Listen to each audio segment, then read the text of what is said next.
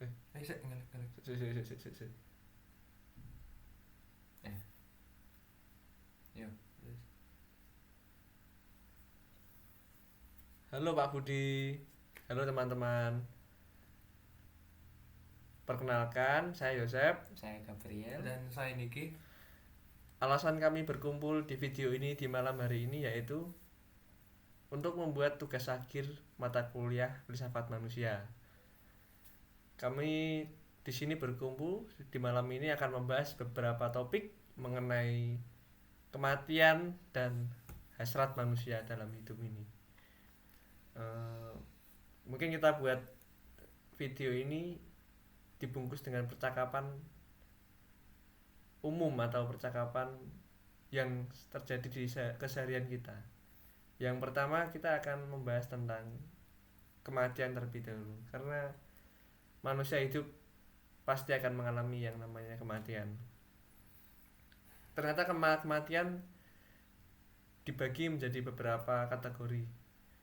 Ada yang mengatakan kematian benar-benar akhir dari hidup kita di dunia. Ada yang mengatakan kita mati saat kita kehilangan cinta, atau kita mati saat kita kehilangan organ kelamin.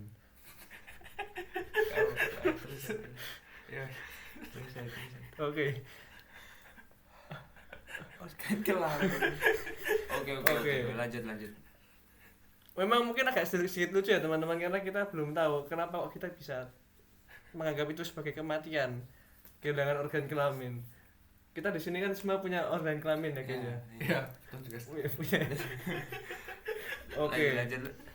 Jadi mungkin kita pertama membahas ketakutan akan kematian.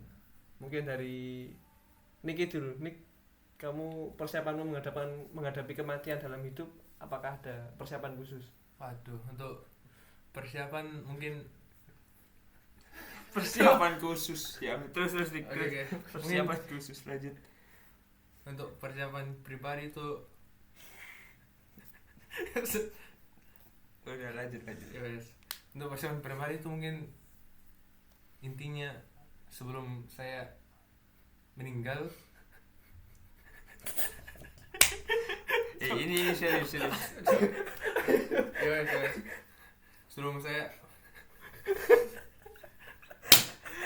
Gak apa-apa, lanjut. Lanjut. ayo Iya. wes mungkin gak begitu. Ya gimana ya? Tentang kematian loh. Oke, aku ya. Oke. Kematian. Berani kawal. Mungkin untuk yang pertama kita akan membahas tentang ketakutan kita menghadapi kematian, yang dalam konteks kematian yang merupakan akhir dari hidup kita. Mungkin dari Gabriel dulu ada tanggapan, atau mungkin Gabriel punya sudut pandang lain menghadapi kematian ini. Kalau menurut aku ya, apa ya, kematian itu ya semua orang belum siap buat untuk merasakan kematian itu sendiri. Ya nggak ada pernah yang tahu habis mati kita kemana atau kita ke apalah. Ya semua orang itu belum siap, pasti belum siap mengalami kematian. Kalau menurutku sendiri kematian itu ya manusiawi sih, semua manusia bakal mati juga pada akhirnya. Apa ya namanya, Alami. iya itu manusiawi, memang alami, nggak bisa dipungkiri manusia ya juga bakal mati sih. Ya, menurut Niki kematian itu apa? Ya saya lumayan setuju sih dengan Gabriel. Ya mungkin untuk persiapan secara pribadi itu mungkin saya ingin ya menyelesaikan tujuan saya lah sebelum meninggalkan dunia ini. Tujuan, oke, menarik. Tujuanmu apa nih hidup ini nih? Tujuan hidupmu? Yo lumayan pribadi sih. Oh, tapi pokoknya mencapai kesuksesan lah Gap. Saya bilang gitu ya. Oke. Menurut saudara Yosep sendiri kematian itu apa? Oke, kematian memang kita tidak akan pernah tahu kapan datangnya ya. Namun pernah ada suatu video yang mengatakan yang mati hanya raganya, tapi idenya tidak akan mati. Maka bagaimana kita sebagai manusia, kita harus punya ide atau gagasan yang kelak saat kita mati, yang mati hanya badan kita saja, namun nyawa kita dan pemikiran kita masih berlalu lalang di dunia ini. Nah, kematian sendiri pasti terjadi, tidak mungkin bisa dihindari, dan kita pun tidak tahu kapan terjadinya. Maka dari itu, kalau dipandang dari sisi agama, kita harus banyak-banyak bertobat. Iya. Ya setidaknya ke gereja 1 minggu sekali ya. Oke. Ya siapa tahu habis ke gereja terus ya nggak ada yang tahu ya kamu ketabrak atau apa terus mati kan, yang penting sudah ya seumpama. Ya, siapa tahu. Ya makanya ya sering-sering disiapkan aja. Nggak ada yang tahu kan kita mati kapan. Coba Niki, kalau kamu sama Romo pengakuan dosa, kamu ngomong apa aja nih? Coba. Pengakuan Roh Kudus. Pengakuan dosa. Pengakuan dosa. Ya, mungkin teman-teman mau tahu pengakuan dosa dari Niki. Oh, oke. Ya, mungkin ini aja sih. Lebih berbakti ke orang tua, mungkin itu aja teman-teman. Oh. Iki bukan pengakuan dosa. Itu kalimat motivasi ini. Oke. Lanjut. Menarik juga ini. Lanjut. Konsep pemikiran ini menarik juga ya ternyata. Itu yang last mungkin. Lalu belum nih, ini masih satu kalimat ini. Oke, lanjut. Mungkin kalau ketakutan akan kehilangan cinta, pasti kan kita sebagai cowok sudah pernah merasakan agak kejadian ini ya. Okay. Ini mungkin kita serius teman-teman ya, karena menyangkut masalah hati tidak bisa dipercandakan. Iya, karena cowok juga punya hati ya teman-teman. Kalau hati dipercandain bukan lucu tapi sakit teman-teman. Aduh. Lanjut. Mungkin dari saya dulu sedikit bercerita dalam konteks menganggap kematian adalah ketika kita mati rasa atau hati kita sudah tidak merasakan apa itu cinta. Cinta dalam arti sesama manusia yang ditimbulkan dari suatu peristiwa,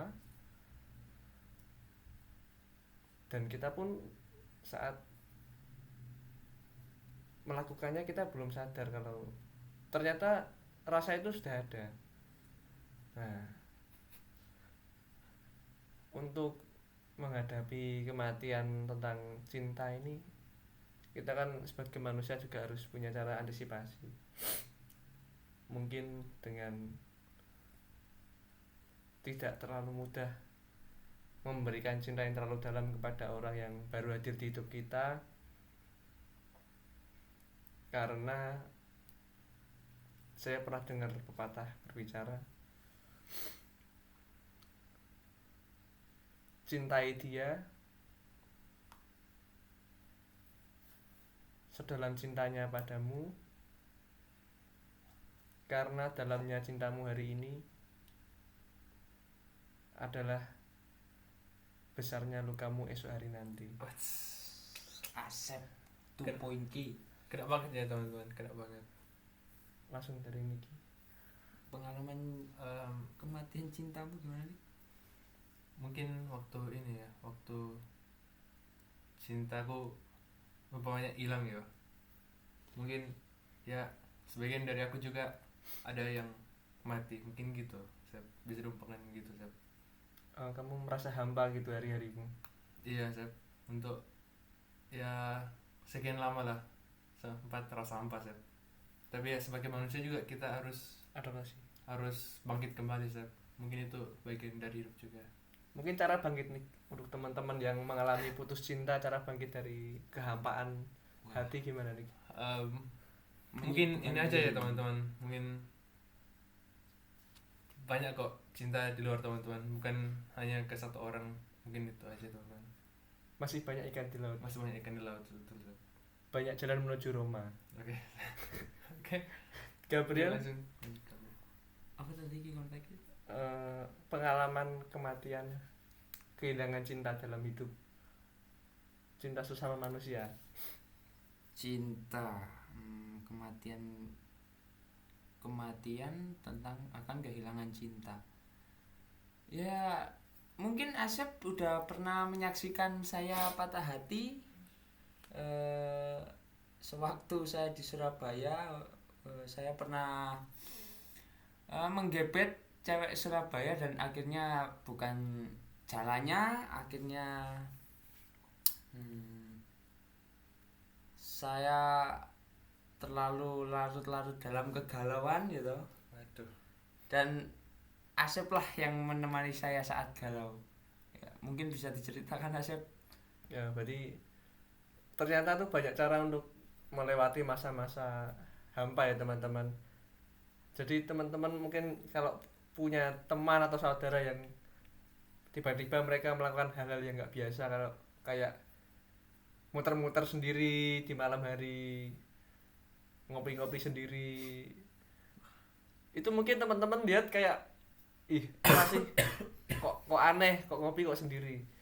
Itu mungkin teman-teman nggak tahu suara apa yang dimainkan dalam otaknya, getaran apa yang dirasakan di hatinya, kenangan apa yang dia ingat di otaknya juga. Nah, mungkin teman-teman belum tahu. Makanya kalau teman-teman punya kenalan yang teman-teman tahu mereka sedang mengalami kehampaan atau kematian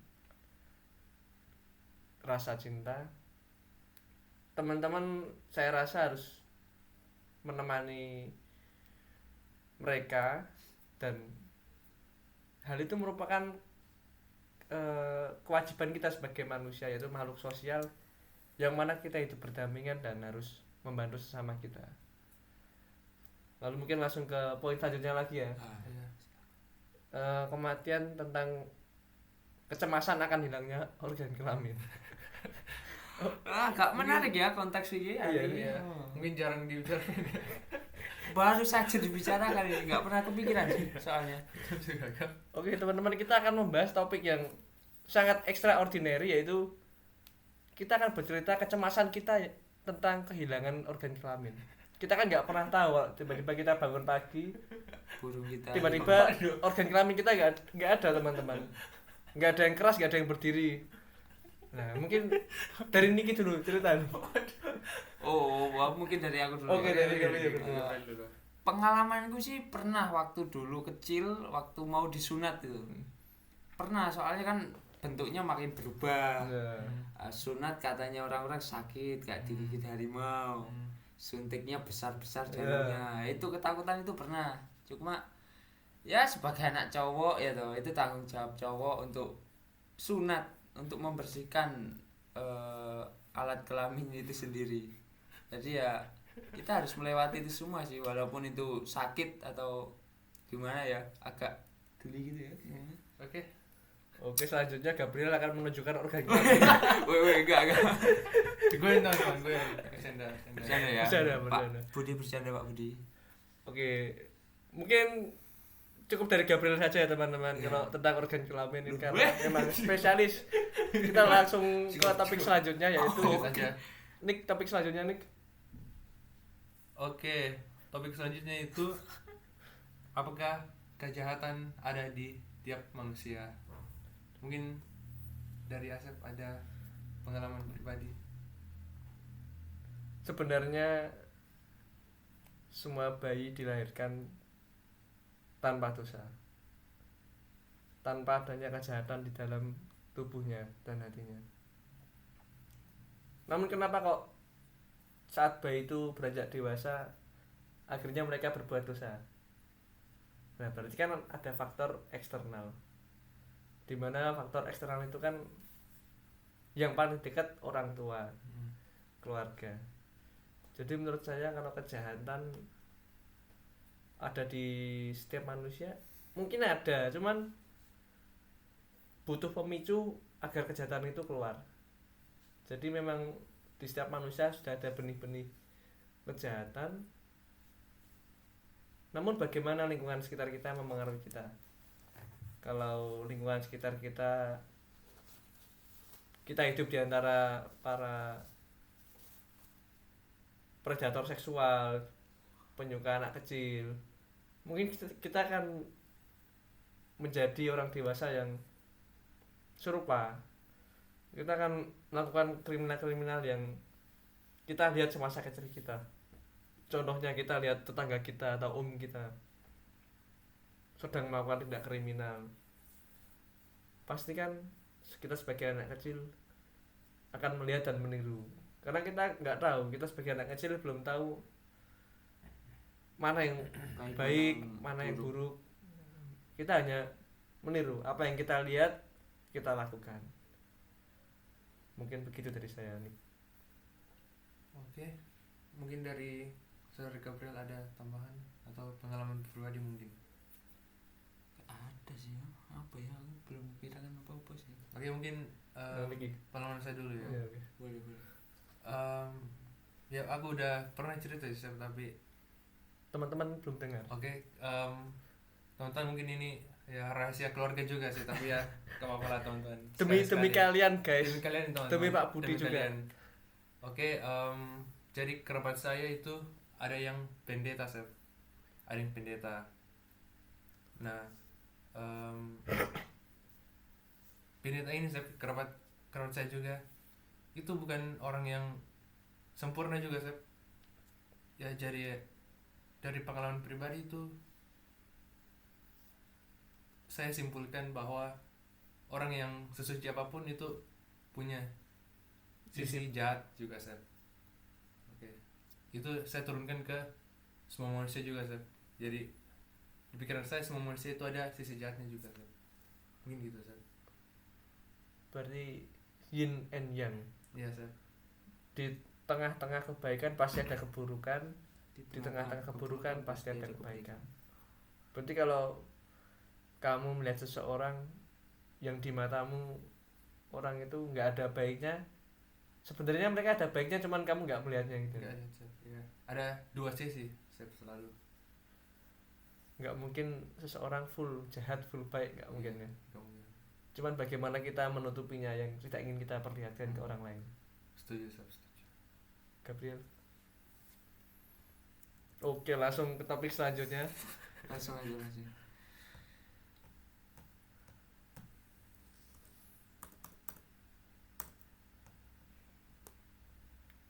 Selanjutnya kita akan membahas hasrat ya teman-teman.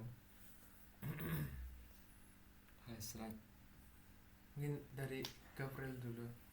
Hasrat. Hasrat menurut Hasrat kamu itu apa? Hasrat itu apa? Aku itu mau tanya. Hasrat itu apa? Oke teman-teman, kalau menurut saya hasrat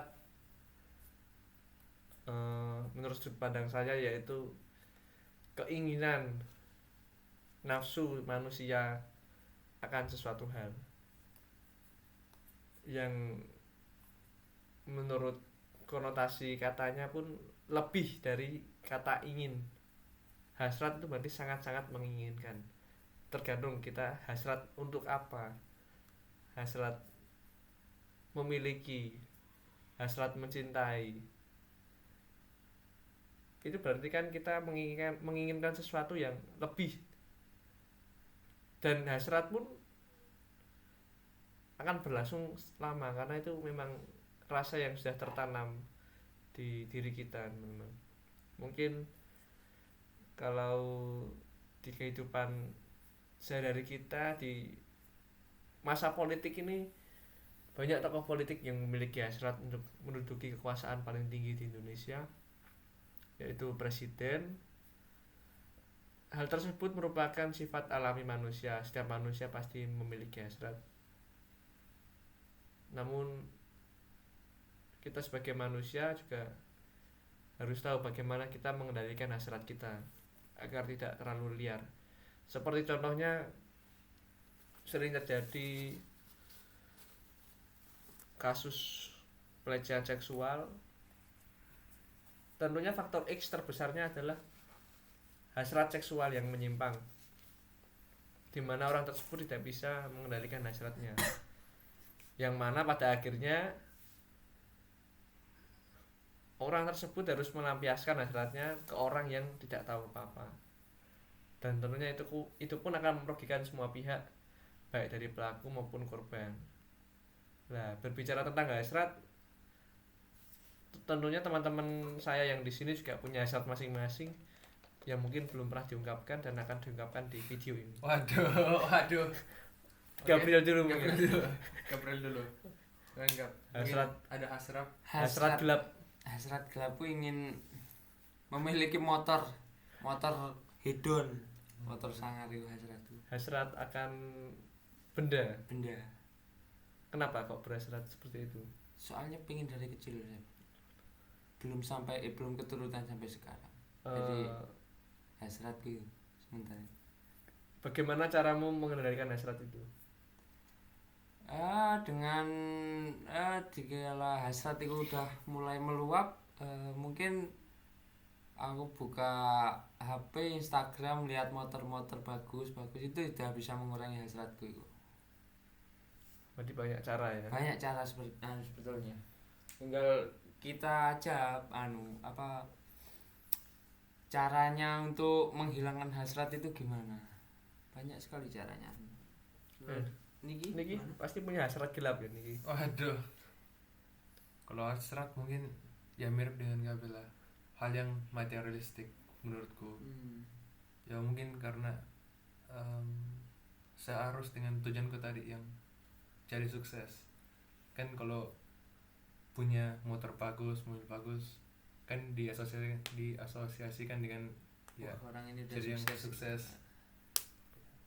Yang jujur teman-teman, saya orientasi jadi orang sukses memang teman-teman. Mungkin gitu. Definisi orang sukses dari Niki apa? Orang yang mencapai tujuannya, mungkin itu. Nah, kalau tujuanmu sukses, terus gimana nih? Maksudnya tujuanmu sukses, tapi definisi sukses adalah orang yang mencapai tujuannya. Ya. Itu kan infinity loop. Infinity loop, Sep. Mungkin itu yang dorong saya, Sep. Jadi orang yang nggak ada puasnya. Orientasi iya. Nggak ada puas, Sep, mungkin. Agak sedikit serakah ya Nik ya, kamu ini. Mungkin ya.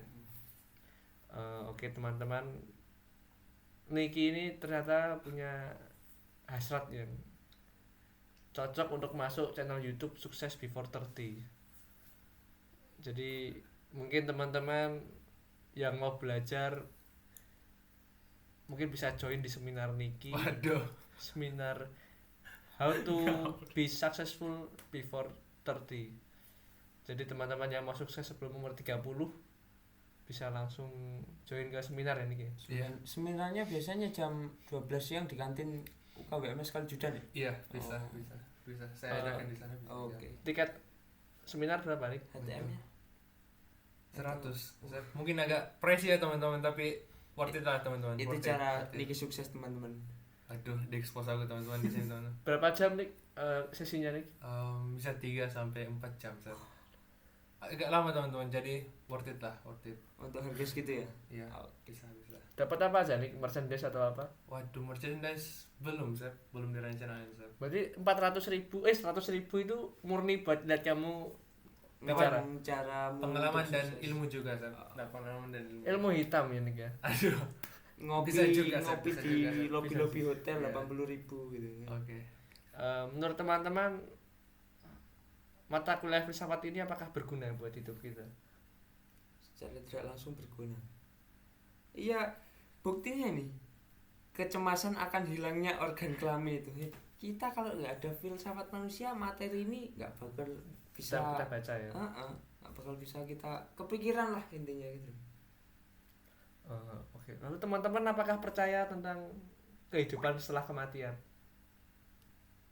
Apakah setelah kita mati ada hidup lagi?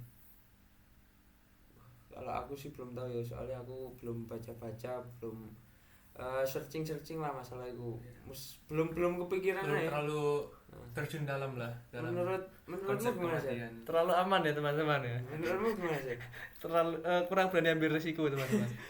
Jujur aku belum baca apa-apa ini. Oke, mungkin kita skip aja teman-teman. Karena saya juga belum terlalu baca. Saya hanya melempar pertanyaan aja teman-teman. Oh, kena ranjau. Mungkin selanjutnya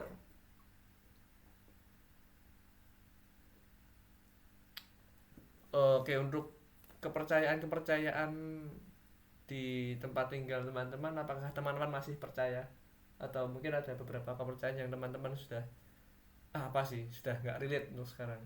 Kepercayaan apa ini? Kepercayaan adat atau Adat istiadat seperti pesugihan. Apa teman-teman percaya pesugihan? Pesugihan apa ya? Pesugihan itu cara kita kaya tapi mengkayakan diri dengan buat perjanjian sama iblis. Loh. Oh, itu Oke. beneran ada itu nih. Iya. Bukan di film tok itu. Itu di Jawa banyak nih. Wah, Oh, iya lah. Jawa itu iya. aku kurang ngerti kayaknya. Loh, kalau konsepnya. tempat rumah makan yang makanannya nggak enak tapi ramai ya itu pesugihan nih. Ya itu pesugihan. Oh, mungkin yang pakai tuyul lah. Tuyul itu buat curi uang nih. Oh enggak, tuyul suksesan rumah makan satu aku. Oke, lanjut. Caranya gimana nih? Tuyul itu nyuksesin rumah makan. Oke, jadi teman-teman di Makassar itu ada rumah makan pokoknya teman-teman. Heeh. Habis itu ada rumor tuyul. Iya iya. Ada rumor tuyul. Oke. Katanya itu tuyul diberi makan dengan ini teman-teman, sampah yang di meja Enggak diturunin. habis itu. Pokoknya sampah-sampah tisu gitu. Heeh. Sampah pokoknya itu disapu ke bawah meja. Itu katanya beri makan tuyul. Tapi Terus kamu dengan- pernah ke sana? Hah? Pernah ke sana? Pernah Pernah Itu makan di sana? di samping rumahku, Sep. Jangan-jangan Enak sih tuyulnya teman- kamu nih teman-teman. Tapi memang bener-bener enak. makanannya. Enak. Jual apa itu nih? Makan apa? Mie ayam. Mie Kalau ayam. boleh tahu nama warungnya apa nih? Waduh. Ujung Pandang. Yummy teman-teman, yummy. Awas ya teman-teman. Yummy. Kalau Hati-hati. banyak cabang atau cuma di Makassar doang? Di sini kayaknya ada satu sih. Yummy juga. Kalau nggak salah ya. Yummy Panda. Bukan. Ini Oh, konten udah, sensitif. Yummy. Udah. Oke. Konten Udah, sensitif teman-teman. dulu. Oke. Udah. Jadi Niki kan barusan cerita tentang pesugihan rumah makan. Niki sendiri percaya nggak nih kalau rumah makan rame karena Pesugihan. pesugihan? Iya. Percaya? Bisa terjadi menurut Niki. Kalau saya sendiri percaya sih. Percaya. Berarti Niki lebih percaya ketika ada rumah makan yang menurut Niki rasanya nggak enak tapi rame itu karena pesugihan atau karena Niki percaya memang itu bukan selera lidah saya. Waduh. Niki Mungkin mana itu ya? Percaya yang mana? bisa saja pesugihan, Sep, menurutku. Kan kalau ya pokoknya aneh aja, Sep. Makanan nggak enak, es itu rame. Kan aneh aja, Sep, nggak masuk akal gitu, Sep. Nggak masuk akal ya. Nah, Dan itu di Makassar banyak yang kayak gitu nih. sekarang udah sedikit kayaknya, Sep, karena kan kalau di rumor kan di tempat sana ada tuyul, ya kan orang pasti hindari tuh tempatnya. Jadi habis rame sepi gitu, mungkin gitu, Sep. Berarti kalau yang kasus kayak gitu yang salah yang menyebarkan rumor atau yang sewa tuyul nih? Bisa saja itu yang sewa tuyul, enggak sewa tuyul, Sep. Bisa saja kan dirumorkan tuh. Itu mungkin Gosipnya saingan gitu. saingan bisnis ya nih ya. Mungkin Musuh Sep. bisnis Mungkin ya. aja, Sep. Saling Mungkin aja, menjatuhkan. bisa aja, Sep. Kadang kan kayak gitu ya nih ya. Ya, bisa aja, Sep. Gabriel di Banyuwangi ini terkenal sangat mistis ya teman-teman. Mungkin Gabriel punya banyak pengalaman. Salah satu pengalaman aja Gabriel mungkin tentang tahyul-tahyul seperti ini. Mungkin jangan yang pesugihan yang lain. Tahayul, maksud tahayul itu kayak Mungkin seperti kalau di tempatku teman-teman, kalau kita lihat ada orang di mall yang jalan tangannya kasih di belakang itu mereka lagi gendong tuyul teman-teman. Jadi ketika mereka gini. ya jadi Itu kayak seperti ini teman-teman. kayak Kayak itu apa itu ini? gitu.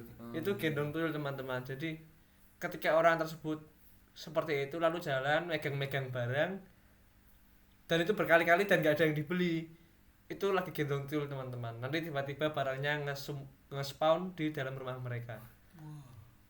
Itu kalau dari daerahku. Dari Gabriel mungkin ada cerita yang lain. Apa ya? Tapi ngepet gak ono. Babi ngepet.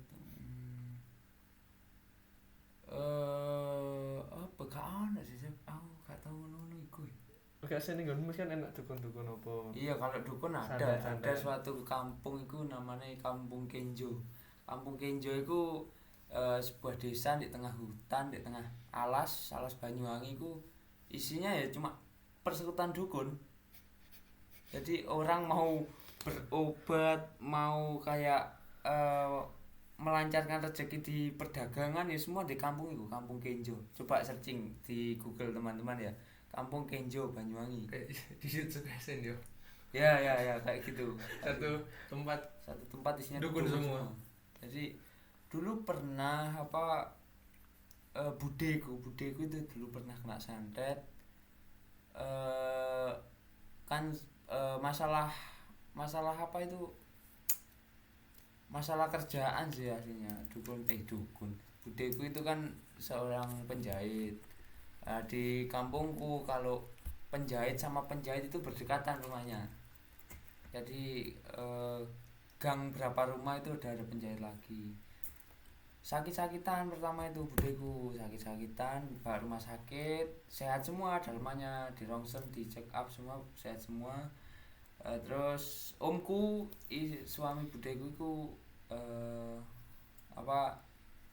kayak iseng-iseng aja ke dukun, terus tanya-tanya kenapa ini kok gini, ternyata dimainin sama tetangganya yang sama-sama penjahit. Soalnya ya waktu itu jahitannya budeku lumayan rame sedangkan dia itu sepi. Ya udah gitu, akhirnya dikasih kayak stiker apa, disuruh nempelin di rumahnya. Terus sama ada ritual apa gitu setiap malam itu nabur apa ya? Nabur air beras. Kayak itu setiap malam. Akhirnya ya sembuh sendiri sekarang budeku. Enggak sakit-sakitan. Aku jadi ingat satu cerita teman-teman, tentang dulu di warung nenek saya yang jualan makanan, tiba-tiba sepi sekali, seminggu sepi karena biasanya rame sampai ngantri, tiba-tiba sepi. Setelah dipanggil orang pintar, ditelusuri ternyata di sekitar warung itu dilemparin sama tanah kuburan teman-teman. Saya sebenarnya juga agak bingung tentang hal-hal mistis seperti ini. Korelasinya dengan dunia nyata kok bisa Nyambung gitu. unik. Maksudku apa bedanya tanah kuburan sama tanah biasa? Kenapa Terus kok bisa ngaruh deh hal iya, mistis gitu ya? kenapa kok bisa tanah kuburan itu membuat rumah makan sepi? Kan kita kan sebagai manusia kan dengan pikiran yang logis pasti kita nggak bisa menyambungkan hal itu kan. Pasti kita mikirnya sepi mungkin karena makanannya nggak enak, sepi mungkin karena Teknik marketingnya yang salah, dari atau salah. tempatnya yang kurang gimana gitu mungkin. Ya, tapi hal seperti itu bisa terjadi teman-teman. Kayak santet, tiba-tiba orang muntah keluar paku, itu kan nggak masuk akal teman-teman. Kok bisa ada paku di dalam lambungnya? Itu kan proses masuknya paku ke lambung itu kan harus lewat tenggorokan. Kok tenggorokannya nggak sakit itu gimana? Kalau Niki mungkin percaya santet nggak nih? Makassar ada santet. Oh, banyak. Temanku ini sih. Dukun santet. Waduh, bukan. Korban santet. Temanku itu kan punya bisnis toko bangunan. Nah, lumayan sukses lah, lumayan. Masuk ini temanku cerita bapaknya itu disantet dengan bisnisnya semua santet. Jadi itu bisnisnya lama-lama bangkrut, bapaknya juga tiba-tiba sakit, terus muncul komplikasi, bapaknya kini meninggal. Ya kalau gitu ya kasian juga sih Seth. Kan cuman karena bisnis ada nyawa yang melayang. Tapi itu yakin santet nih? Kalau aku masih 50-50 sih Seth. Masih 50-50. Kan secara logika bisa lah bisnis jatuh, bisa lah juga bapaknya meninggal. Tapi sisi lain bisnis yang jatuh, bapaknya meninggal itu berikatan Seth waktunya. Jadi ya gitu juga Seth. Kurang yakin juga Seth. Kalau secara otak logis kan berpikir bisnis jatuh memengaruhi imun tubuh kita kan, iya. Pikiran, mental stres, juga dipengaruhi Seth. Imun tubuh turun, kena penyakit sedikit langsung komplikasi. apalagi udah tua. Kayak kemarin pas COVID-19 kita harus dibikin seneng terus kan. Jangan sampai kita Kebawa stres. suasana, Hmm. stres. Jangan Kebawa terlalu pikiran. dengar berita yang menakutkan. Mm-mm. Jadi kayak parno. Biasanya kemarin pas COVID-19 yang jadi korban tuh malah orang-orang yang parno. Yang terlalu bersih itu malah rentan akan penyakit karena mereka nggak pernah bersentuhan dengan hal yang kotor. Sekalinya bersentuhan langsung komplikasi. Nah,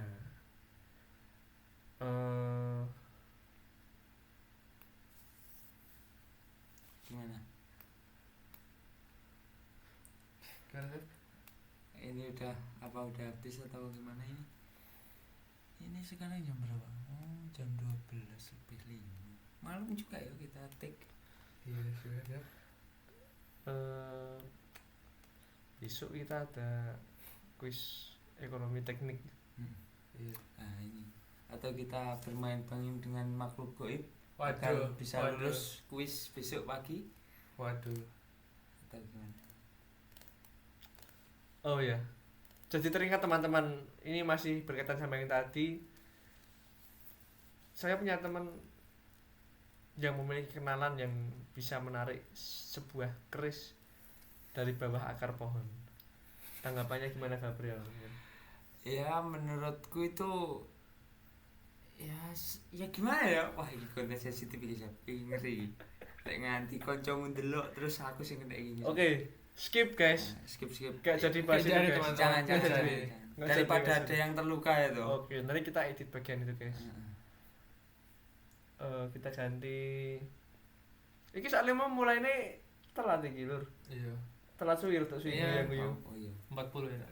Iya. Itu edit-editan.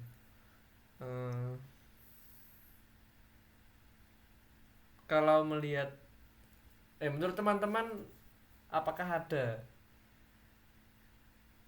berbohong demi suatu kebaikan? Berbohong demi suatu kebaikan. Kalau tinggal lihat perspektif orang yang berbohong, mungkin bagi orang yang berbohong, bohong itu buat melindungi dirinya sendiri itu menurut dia itu baik, tapi menurut orang yang dibohongi itu ya nggak baik lah dia berbohong kok gitu menurut. Menurut Gabriel sendiri bagaimana? Apakah menyetujui perbuatan itu berbohong demi kebaikan? Kalau aku setuju aja, soalnya aku pernah kayak gitu, bukan sering ya, pernah untuk melindungi diriku sendiri. Jadi kalau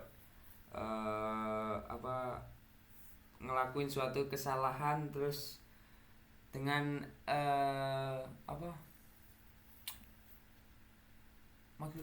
ngelakuin suatu kesalahan terus sing konsekuensinya itu loh, konsekuensinya yang menghindari konsekuensi. menghindari konsekuensiku ya wis akhirnya berbohong demi melindungi diri sendiri itu aja. Pernah. Kalau Niki percaya, menurut Niki berbohong demi kebaikan itu salah atau benar? Mungkin kalau aku mirip-mirip Gabriel sih, tapi bedanya itu berbohong untuk tidak menyakiti hati orang lain, mungkin gitu Sep. Mungkin kalau contohnya orang tua tanya nilai, kita bilang oh iya bagus mak, nilaiku bagus, kan orang tua ndak Cuma terbeban kepikiran, ndak cemas juga, ya masalah kita sendiri Sep, gitu mungkin Sep. Ndak menyakiti orang lain juga. tapi kalau kamu bohong gitu untuk kebaikan orang tua, lalu orang tua tenang-tenang aja, tiba-tiba pas terima rapot nilaimu jelek gitu, apa Oke, enggak? itu kan dari kinerja kita sendiri, kita perbaiki lagi, mungkin itu Sep. Kalau kamu sendiri gimana? Sebenarnya nggak ada yang benar dan salah di dunia ini teman-teman, nggak ada benar salah yang mutlak, namun bagaimana kita memandangnya saja. Kalau menurut saya golongan yang tidak percaya berbohong untuk sebuah kebaikan teman-teman, karena pada akhirnya kebenaran itu akan terungkap, dan ketika di awal kita berbohong justru kebenaran itu akan 2 kali lebih sakit daripada jika kita berbicara sejak awal. Walaupun memang terkadang kita dihadapkan oleh konsekuensi yang besar untuk mengatakan kejujuran, tapi berdasarkan pengalaman saya better be honest teman-teman, karena percaya tidak percaya kebenaran itu akan terungkap. Mungkin teman-teman untuk periode ini teman-teman bisa menghindari kebenaran itu, namun jika saat dewasa nanti ternyata nggak sengaja bicara sama orang yang kita hindari dulu dan kebuka, itu akan menjadi sesuatu yang blunder banget teman-teman, yang seharusnya kita bisa jujur dari dulu tapi kita malah merusak hubungan yang dibangun di atas kebohongan. Nah itu sebenarnya di sini aku nggak mengatakan itu salah 100% ya teman-teman, karena memang sifatnya situasional ya. Terkadang kita berbohong untuk melindungi perasaan lawan bicara kita.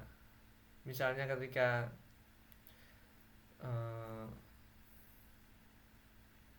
biasanya kalau aku melakukan hal itu, kan aku juga pernah melakukan hal itu ya, berbohong demi kebaikan itu biasanya tentang teman yang tanya suatu hal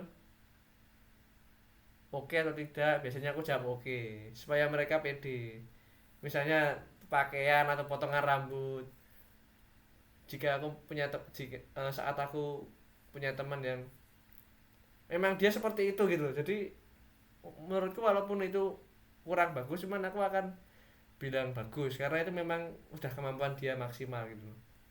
Nah seperti itu kan sebenarnya tujuannya untuk menjaga hati orang tersebut kan. Masa ya kita jujur, kita ngomong jelek dan lain-lain, tentunya hal tersebut kan akan melukai perasaan teman kita kan nggak mau hal itu terjadi. Nah makanya ini bisa bersifat situasional, nggak ada yang benar nggak ada yang salah. Udah lah. Oke. Oke.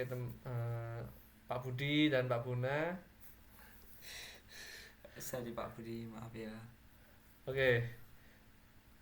Baik Kak Budi dan teman-teman sekalian, sekian pembicaraan tengah malam dari kami. Terima kasih sudah mau ikut nongkrong berbicara dengan kami dan menyimak sampai habis. Semoga video ini bisa didengarkan oleh Pak Budi dengan seksama dan mendapat nilai yang maksimal. Kalau bisa paling bagus. Amin. Satu kelas ya Pak Budi. Amin. Terima kasih Pak. Selamat malam, Selamat mendengarkan. Dadah. Kasih Pak.